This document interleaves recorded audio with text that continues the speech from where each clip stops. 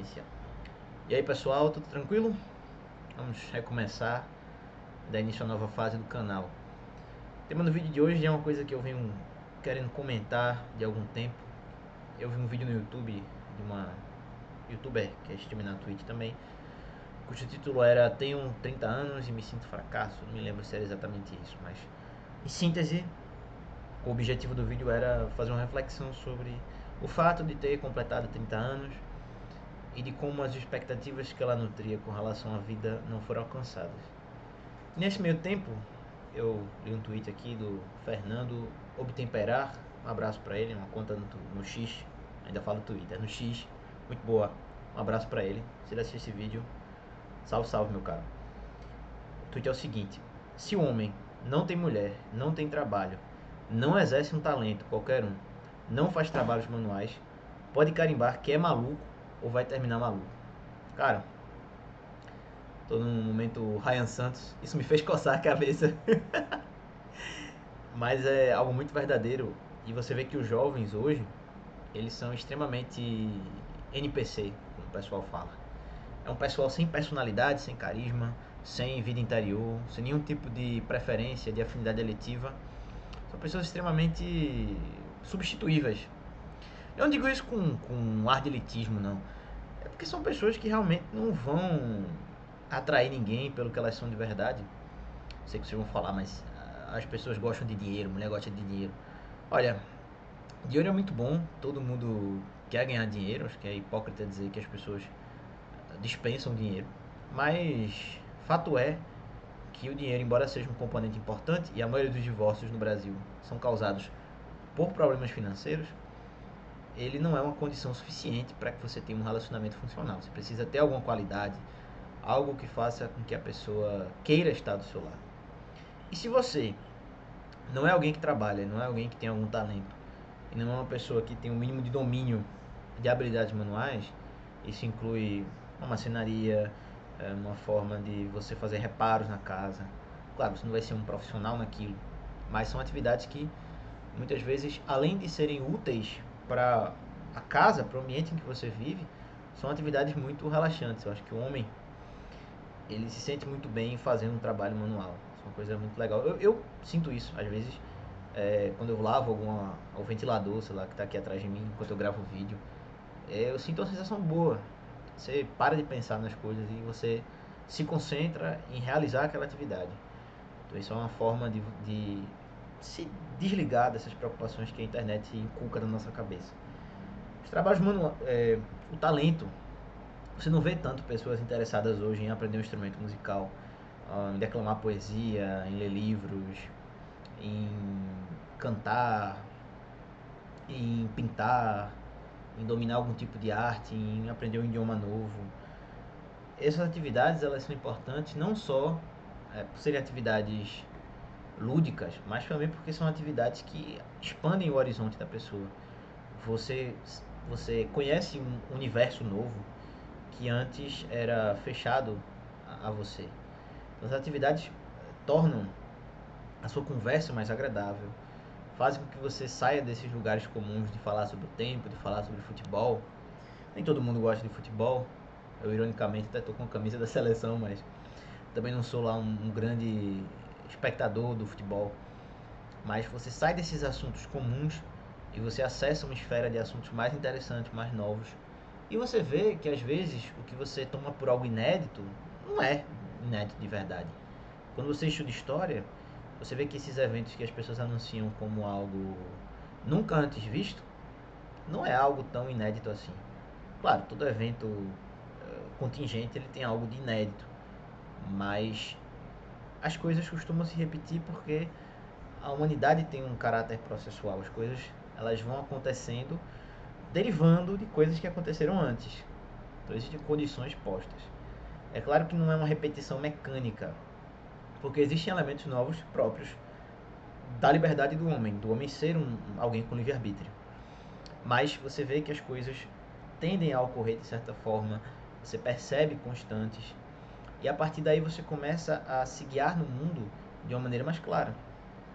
Você sai um pouco desse pragmatismo frio que muitas vezes a internet prega, Aquela coisa meio Andrew Tate, que você tem que ser um lutador, ser um cara que, porra, mete a cabeça ali e faz. Você não se preocupa em nenhum momento se perguntar por que você está fazendo aquilo. Às vezes é importante parar e se fazer a pergunta: o que eu estou fazendo hoje realmente vai fazer bem para mim?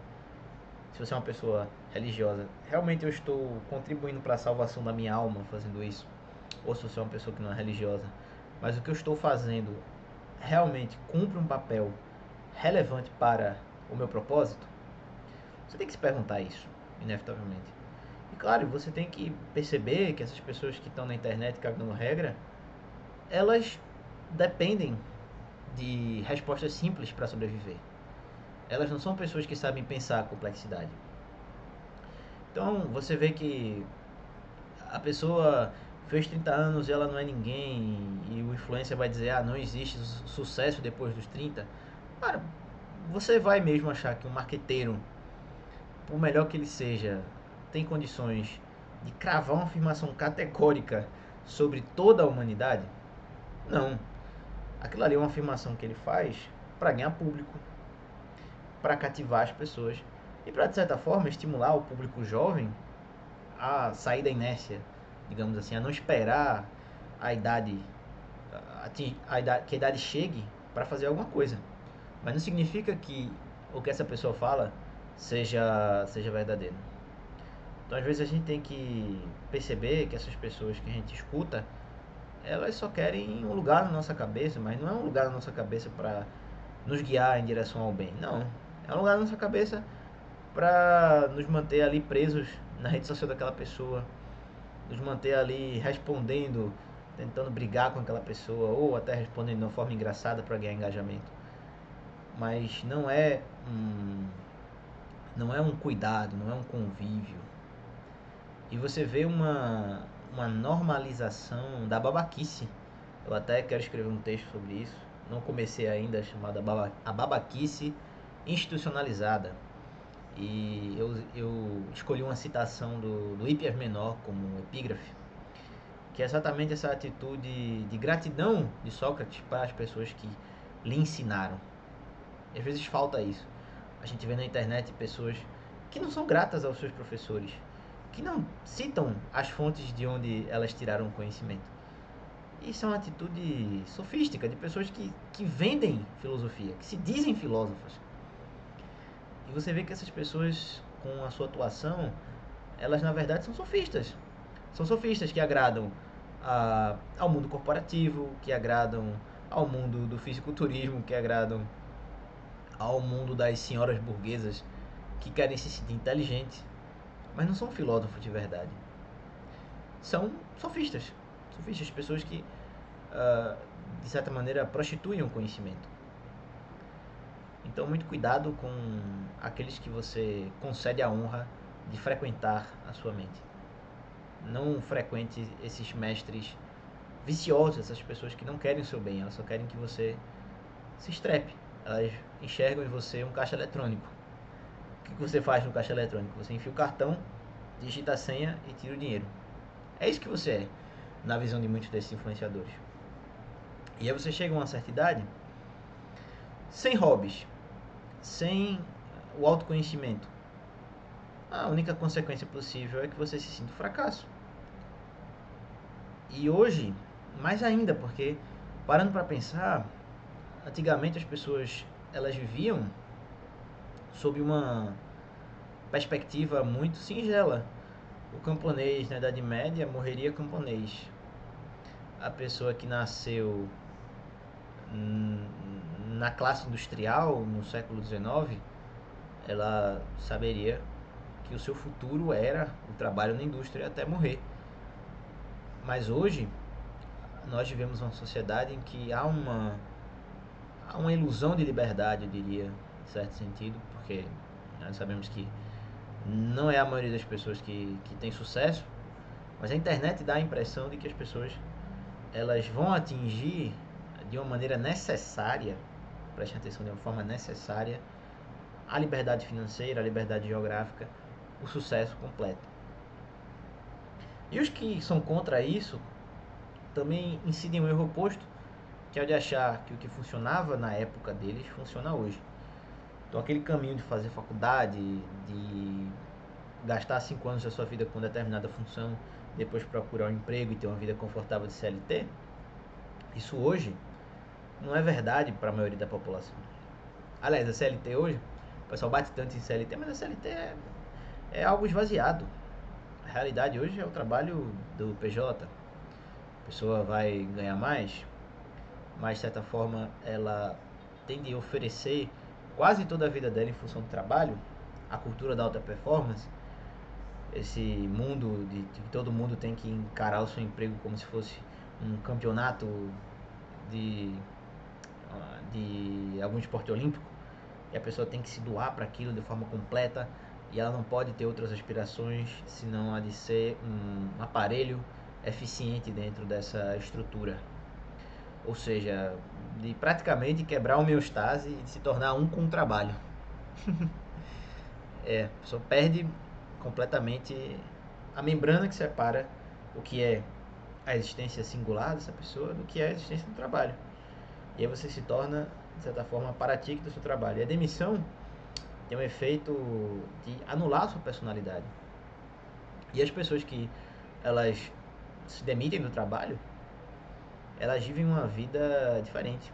E aí elas apelam para apostas, para tigrinho, para jogo do bicho. É uma forma de as pessoas, com essa quebra do que era para elas a vida, elas ainda acham que é possível, por conta desse ambiente caótico, chegar ao sucesso por esses meios mais fáceis. E a dimensão do tempo para essas pessoas é muito diferente. Quem está desempregado às vezes sente o tempo passar mais devagar, isso é uma coisa curiosa.